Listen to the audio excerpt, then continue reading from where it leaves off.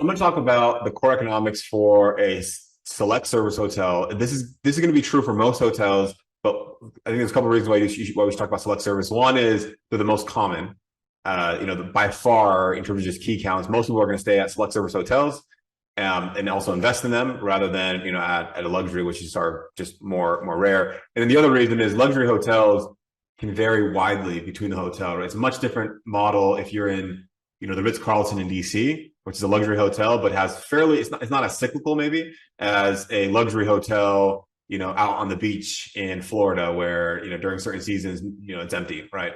But in general, hotels make money from, their room revenue. So on a limited service hotel, select service hotel, room revenue is like going to be 95% of the revenue. Most of the money you're making is coming from the rooms, right? That's the main purpose of a select service hotel.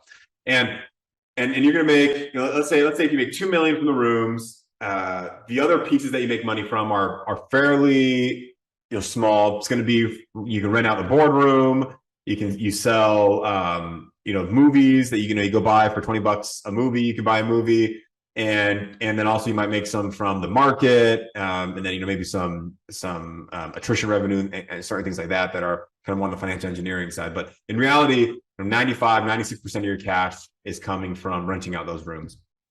Once you get below the rooms, on the expense side, the largest expense is going to be the expense of cleaning the rooms and keeping them updated. So it's going to be, your labor costs. That's going to consist of maybe 30% of all of your expenses is going to come from labor. And it is, fairly labor intensive. You have the rooms, a good house cleaner, team of housekeepers should be able to clean a room in between 10 to 15 minutes, depending on the size of the room. If they're suites, they're a little bit longer. And, if you have a mix of carpet versus, the laminate flooring, that's going to take a little bit longer because you got to vacuum one and then go and, mop the other and all that kind of stuff. But in general, you're looking at 10 to 15 minutes per room. These kind of hotels on select service, people aren't staying for 20 days at a time. They're staying for 2-3 nights, oftentimes one night. I think most of our hotels, the average stay is, 1.5 nights for select service hotels. So you're getting a lot of turnover. If you're renting out 75% of the rooms, that means that 75% of the rooms need to be cleaned every night, right? And even people who are staying 2 or 3 nights, they often will request at least a daily, touch up where you're going in and, doing trash and doing the bed and, that kind of thing. So it's pretty labor intensive, and, labor costs have gone up. So you're around 30% there. Outside of that, then you have, that's your really department expenses for the rooms. Below that, you have some other direct expenses, which are going to be your admin in general. You're going to have, that's all your manager salaries. Then you're also going to have your sales and marketing expense. That's going to be your director of sales, your sales coordinator salaries, and also the cost that you pay to the brand if you have a branded hotel for their marketing. So that's when I talk about that 9% all in, what it ends up usually being is like 5 to 7% off rooms for the actual franchise fee. Then there's like a 2 to 3% off the rooms for the marketing fee, and then something like that. So that's where you get your admin in general is your next big bucket where you get managers fees and all that kind of stuff, and that's going to be probably another 10% or so of your total costs. Then you get sales marketing. You also have, because the hotel has a lot of personal property, a lot of property in every room, you get a fair amount of repair and maintenance type of expenses. And that's going to be, on an average hotel, that's 50 grand to maybe 125 grand, depending on the age of the hotel every single year. And replacing microwaves and, fixing TVs, P-tax, which P-tax are the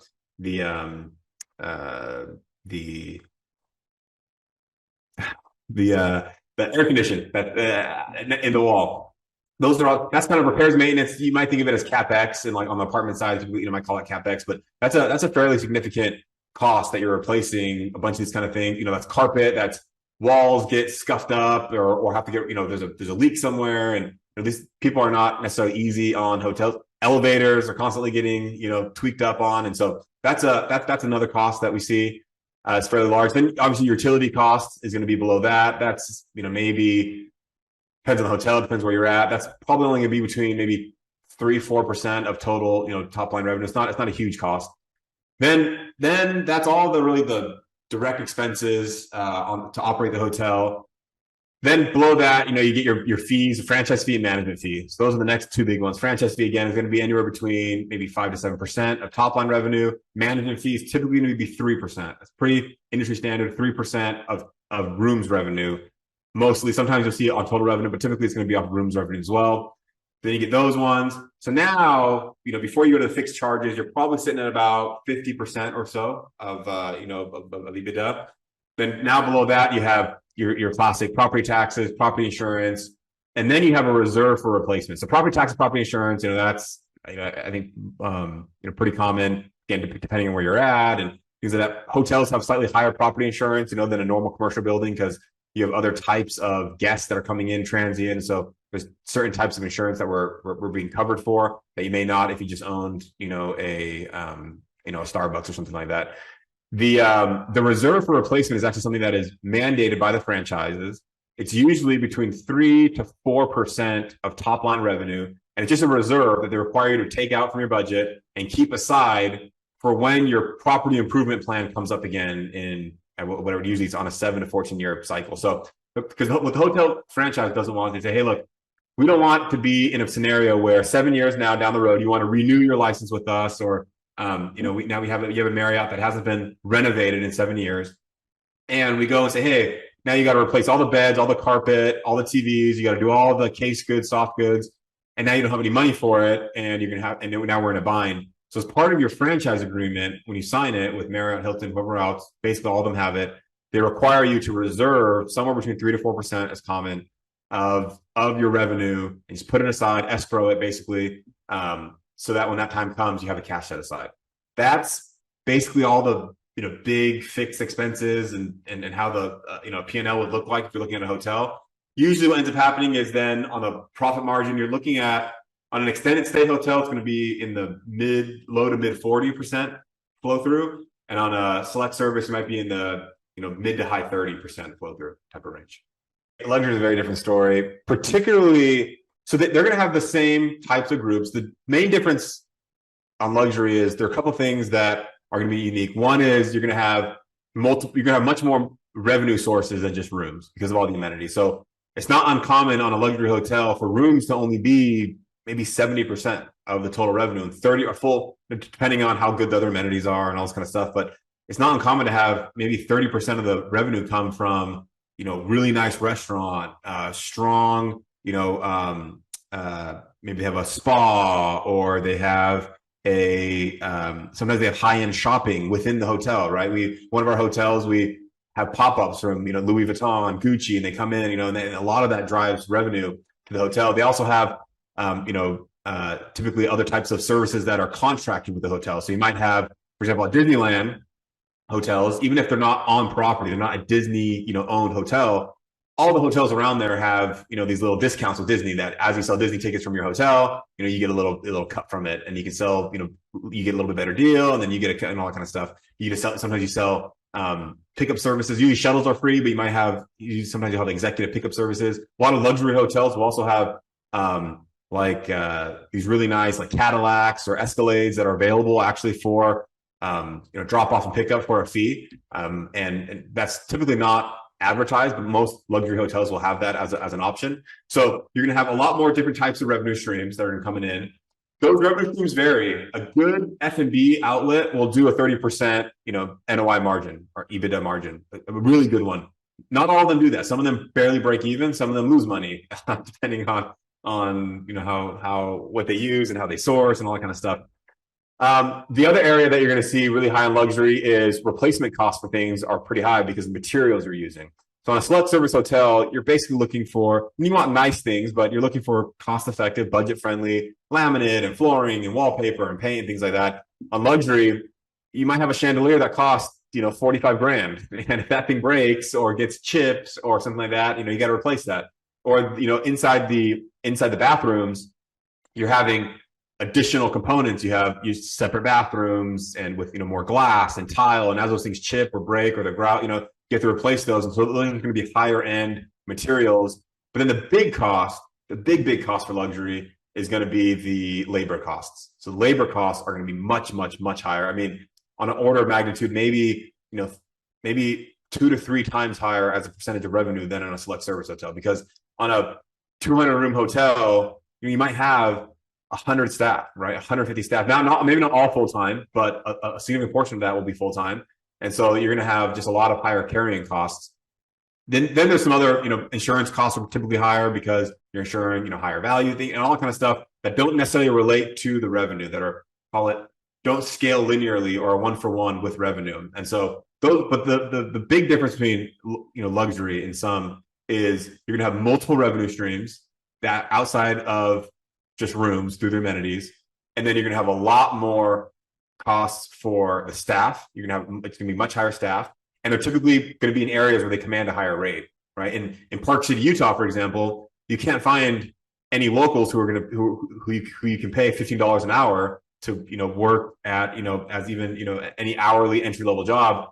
You're paying $25, $30, $35 an hour, or you're paying for the employees and their housing. That's another common thing. When you're in resort locations, you'll buy. We've done this. You literally will buy an apartment building or invest with someone else in an apartment building, or have a corporate lease for 40 beds in maybe 20 rooms. There's shared beds, and you will house people during it. You house your employees, offer them housing while they're working there. So those are some of the different types of things you think about on luxury, especially destination luxury. Destination luxury is going to be kind of unique in those kind of charges versus luxury in downtown New York. Hotel franchises, one thing they're really good at is getting surveys from guests, and they're called and those surveys reflect in a score. Typically they're called, or they're referred to as satisfaction scores. Marriott calls them GSS. IHG calls them I don't remember, but anyway, the different brands have different names for it. And what they do is it's what will happen when you go into a hotel and then the next day, or you check out and you get a little thing that says, "Hey, how was your stay? Give us feedback." And usually satisfied, not satisfied, slightly not satisfied, neutral, one of those kind of things, and you just click it out. That gives us a lot of data on our specific hotel and what people are saying about it and how they're reviewing it. And it goes all the way from like cleanliness, F&B, the check-in process. I mean, it's divided out into these different things that we can look at. And we get it every single month. We actually can see it on a when it comes in, but we see all the reports on a monthly basis, and then you have trend lines. And one of the things they're looking at is how likely is that guest to recommend that hotel to their friend or colleague or peer. And so that's one way that we keep a pretty tight thumb on the pulse of what's going on. And it's also how we think about our training. So if we notice that, for example, maybe the rooms being clean, which for a select service hotel, that is the number one things that guests care about, right? They care about having a clean bed, clean bathroom, that it actually feels clean. Especially that heightened, I think, during COVID and post-COVID, especially, people were really, really sensitive to, recognizing, hey, I'm laying on a pillow that someone else, may have laid on, yesterday that obviously has been washed or something like that. So cleanliness is going to be usually number one, and it's a big weight in the score. But also you have things like friendliness throughout the staff. So if people are coming to hotels, for a lot of them, they're coming there for maybe business, things like that. But you also have still a fairly strong leisure market that are coming to, enjoy themselves, or there to visit either family or friends, or just get away from where they're at. And so, when they're walking through a hotel, we train our employees, called the 5 and 10 rule, right? When you're 10 steps away, you look up, or 10 feet away, you look up, make eye contact. 5 feet away, you say, good morning, good afternoon, good evening, ma'am, sir, or whatever else. And those kind of small things, I think, help make the hotel feel hospitable, right? And help make the guests feel welcome. But a couple of things that are always going to be top of mind for guests. One is going to be cleanliness, and that's kind of obvious. And not just cleanliness, that things are clean, but also like, things are organized and put away, and they have, correct towels, and all the things that you think about as a guest when you go in there and, hey, they forgot a hand towel, or they forgot we only have one large towel, I should have had 4. Those kind of things matter.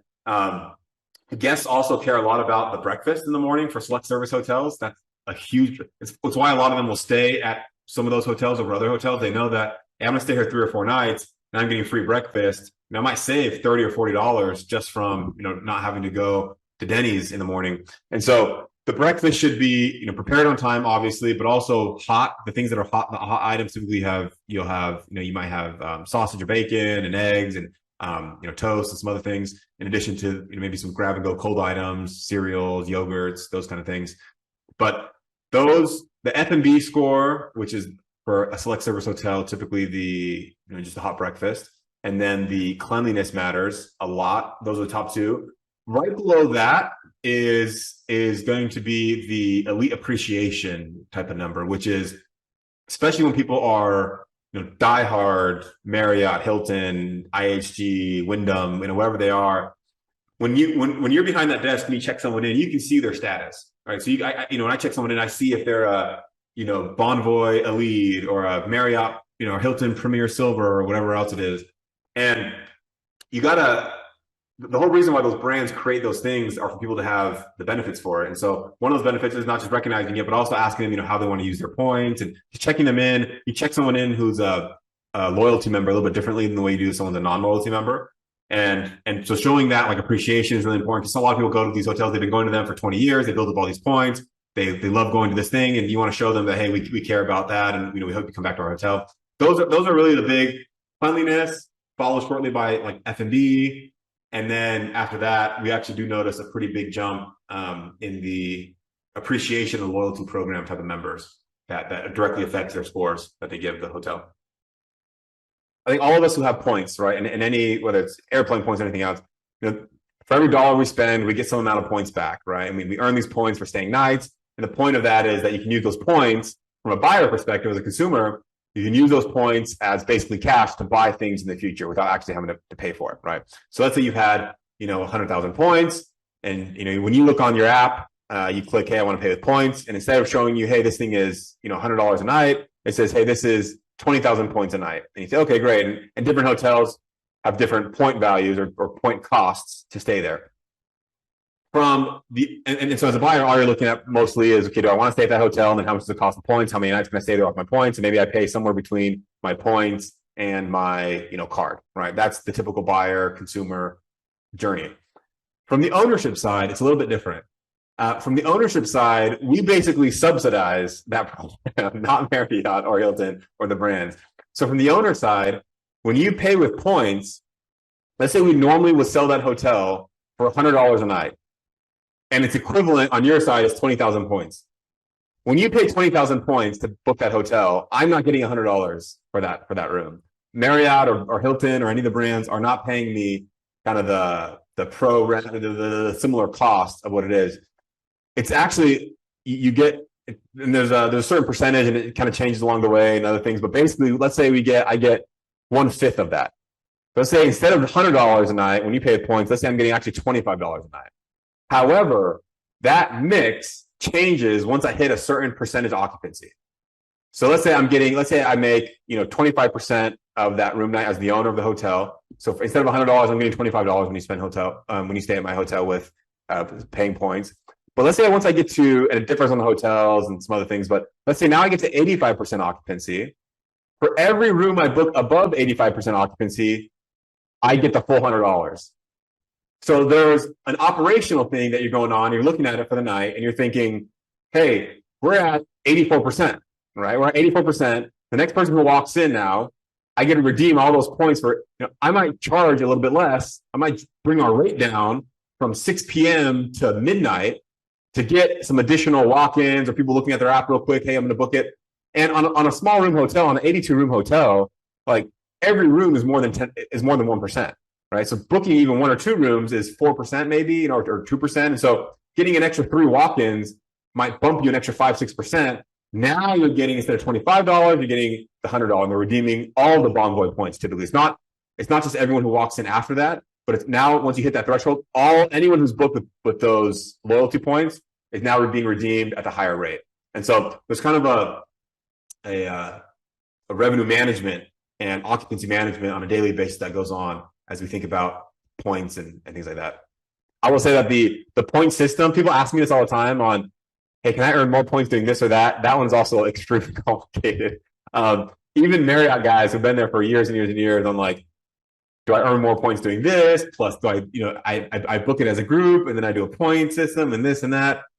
They do have matrices, and we have actually many algorithms running in the background that are calculating some of these things and helping us with it. But it's unfortunately, it's kind of a black box in terms of of even from the consumer side and how they earn points and why is sometimes a room is 75,000 points to stay there instead of 20,000 and some other things. A lot of it actually has to do with that that scale and how expensive it is for the brand to honor your points. Because if the occupancy is higher, you may actually see the points are more because the brand knows that they're going to have to pay for all of that hotel's points once they hit above a certain occupancy. So there's some gamesmanship going on and how they price those things. Because the brand makes all their money off the top line, they want to incentivize you to maximize occupancy, even at the expense of, let's say, what might be an efficient rate. So, this is one thing we can get into on like, for example, our rate strategy and why on a hotel you typically don't want to be at 100% occupancy. Like almost never you want to be at 100% occupancy. But the brand would love you to be at 100% occupancy and maybe charge $10 less because they'll get an extra 20% occupancy for maybe a slight decrease because they're making all their money off the top line. So as an owner, and this is why they do that, as an owner, I would rather charge higher rate at 70% occupancy, right? And I even have some examples on a performer too on why this works out better. But I'd rather charge a higher rate at slightly lower occupancy because the costs don't scale linearly either.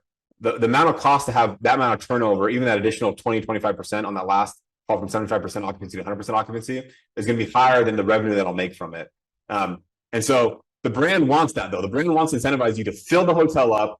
And even if you're charging maybe a little $5 less than what you like normally charge, they want to fill the hotel up because they're making all their money off the top line. So they want to incentivize that marginal, vacancy rate and decrease it as fast as possible. The data we get from the Star reports are incredibly important for the entire hotel cycle. So all the way from, it's one of the first things I look at when I look at a new hotel to see if we're going to buy it. I want to see how it's positioned in the market. It's one of the things that we put into the bonus structures for our managers and especially our director of sales. And then it's something we also look at as we're looking to sell because it's a selling point. People kind of do it either way. One way you say, hey, let me describe Star data or what a Star report is. So Star reports we get them on a weekly and a monthly basis. And one of these times, by the way, we should open up a Star report and also go through a Star report and kind of go through what it looks like. But basically, what a Star report does at core, the inputs.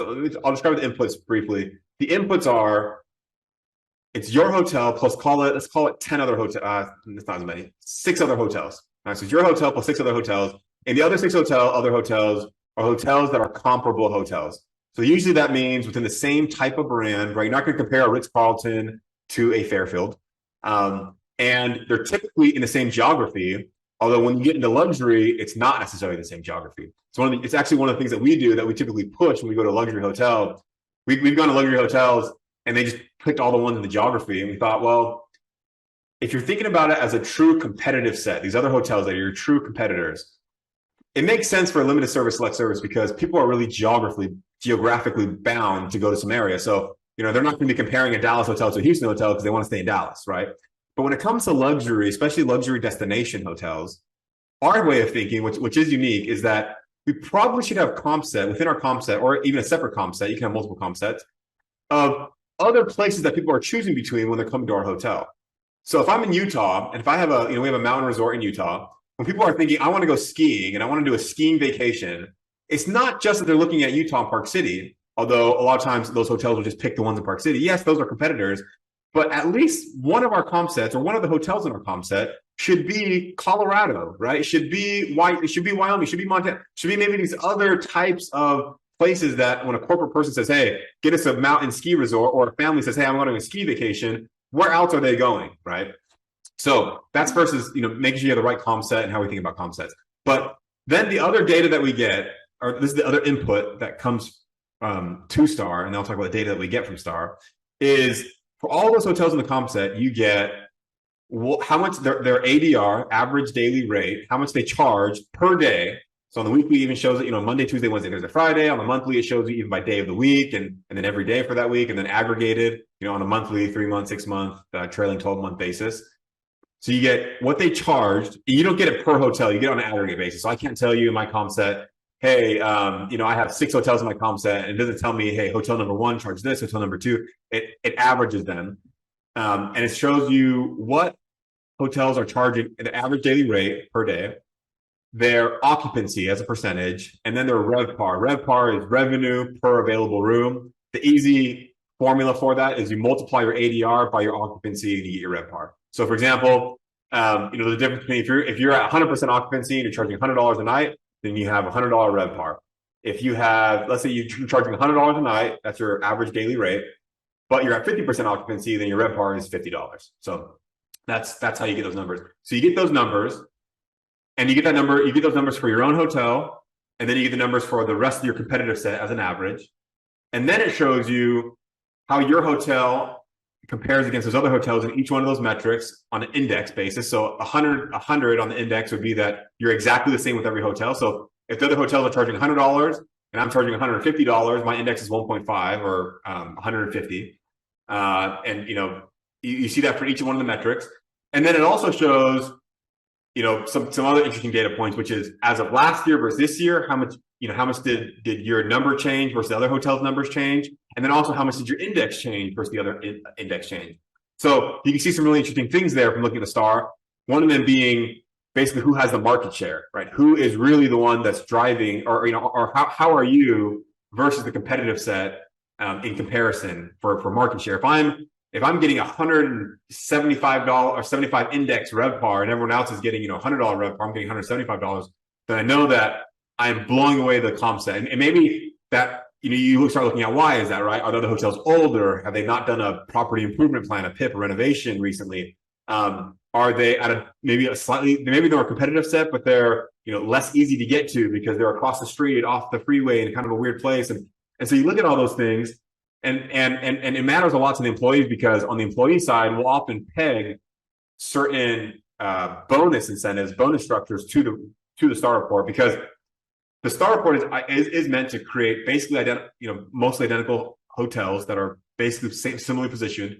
And so it's a good way to gauge performance. Hey, if we're kind of the same as that hotel in terms of our actual product, but they're killing us by 2 times revenue, it's probably not our hotel. It's not our facilities. It's not that our hotel needs to be nicer. It's probably that our sales, maybe we up our sales, or we got to think about our strategy on how we're going after leisure travel versus group travel versus corporate travel. And so, like our director of sales, they have something that ties to the star report in terms of our RevPAR.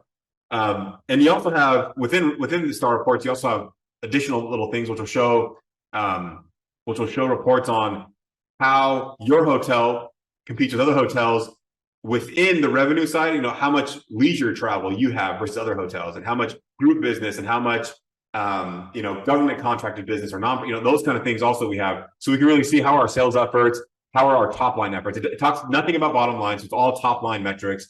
And so typically our GMs, our director of sales, will have bonus structures that are tied to top line metrics. Sometimes that's our RevPAR. Sometimes that's our index on where we're at with other hotels. And it just kind of depends on the hotel and the bonus structure we have with the managers. The first things I look at in a hotel, both when I'm evaluating our own hotel, but especially as I'm looking at new hotels that we're looking at buying, is you always look at the year that it's built. That's just a general metric for how much ongoing maintenance, things like that are going to be going on.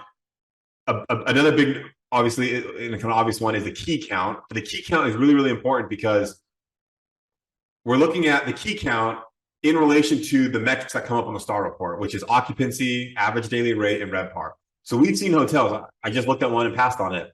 It was 142 rooms. They've never hit over 60% occupancy. They just built too many rooms. Right?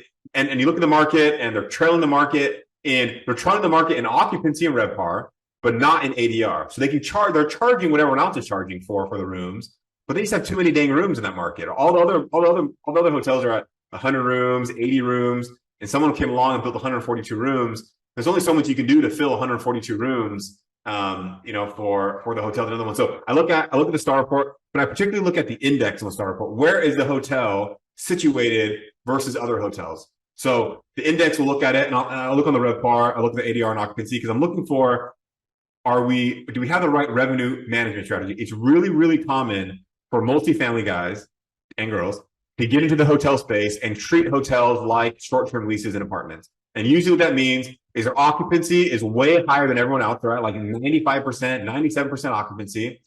And the way they do that is they just drop ADR, right? If they're completely inversely related. If I charge $1 a night, I can have 100% occupancy every single day of my hotel. If I charge $1,000 a night, I can maintain a 0% occupancy every single night in perpetuity, right? So there's, and then it gets a little bit, there's some little nuance in the middles, but it's basically that way. And so I see a lot of these hotels where they're running at basically 100% occupancy, ADR below the market, maybe at 80% what other people are charging.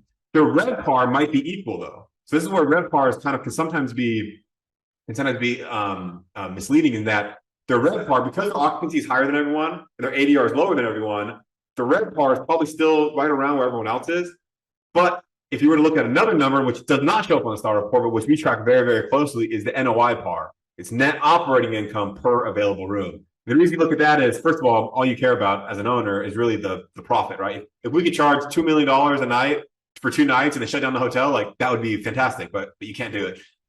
So what you do is, what I'm looking at is I'm looking at what are they charging? Are they not charging enough for the competitive set? If I see a Marriott hotel and there's no other Marriott hotels in a competitive set, and Marriott owns about 80% of the market share, and they're ranked 6 out of 7 on their ADR, I know that it is a grossly mismanaged hotel. We just bought one of these about a year and a half, 2 years ago now.